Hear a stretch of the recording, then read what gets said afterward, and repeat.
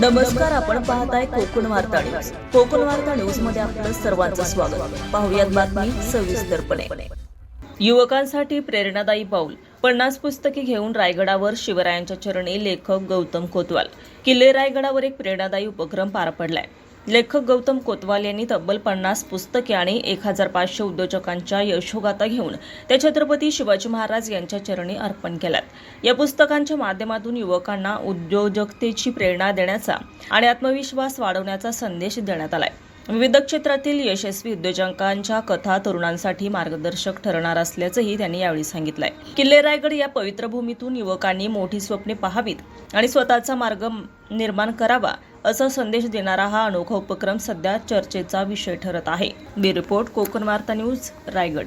आज या ठिकाणी पुणे जिल्ह्यातील खेड तालुक्यातील आमचे मित्र गौतमजी कोतवाल यांनी वेगवेगळ्या विषयावर 50 पुस्तकं लिहिले आणि त्याचा अर्पण सोहळा छत्रपतींच्या चरणी करण्याचं त्यांनी आयोजन केलं.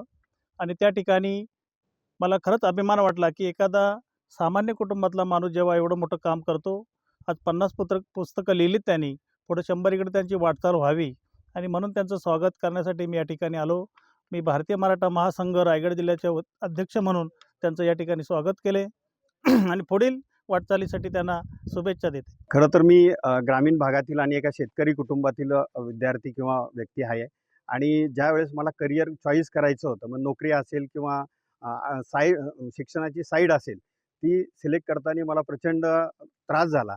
आणि हा त्रास वेगवेगळ्या क्षेत्रातील शेतकऱ्यांच्या किंवा गरिबांच्या मुलांना होऊ नये, तर आपण अशा पद्धतीचा जो काही डाटा आहे की ज्याच्यामध्ये शैक्षणिक क्षेत्र असेल किंवा नोकरीचं म्हणजे प्रशासकीय सेवेचं असतील किंवा उद्योगाच्या यशोगाथा असतील, या सगळ्या एकत्र करून जर आपण नवीन पिढीला देऊ शकलो तर मला असं वाटतं त्यांच्यापुढे उद्योग निवडताना किंवा शैक्षणिक संधी निवडताना कुठल्याही समस्या येणार नाही.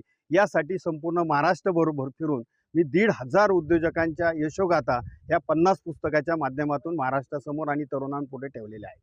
आणि त्यातूनच माझा उद्देश असा आहे की या यशोगाथा लोकांनी, विद्यार्थ्यांनी, तरुणांनी वाचाव्यात आणि त्यातून त्यांचं करिअर असेल, नोकरीच्या संधी असतील किंवा व्यवसायाच्या संधी असतील, या त्याच्यापासून मिळवाव्या, ही माझी त्यामागची संकल्पना. ताज्या बातम्या आणि नवनवीन घडामोडी पाहण्यासाठी आजच आमच्या कोकण वार्ता न्यूज चॅनलला लाईक करा, सबस्क्राईब करा आणि बेल आयकॉन प्रेस करा आणि पाहत रहा कोकण वार्ता न्यूज.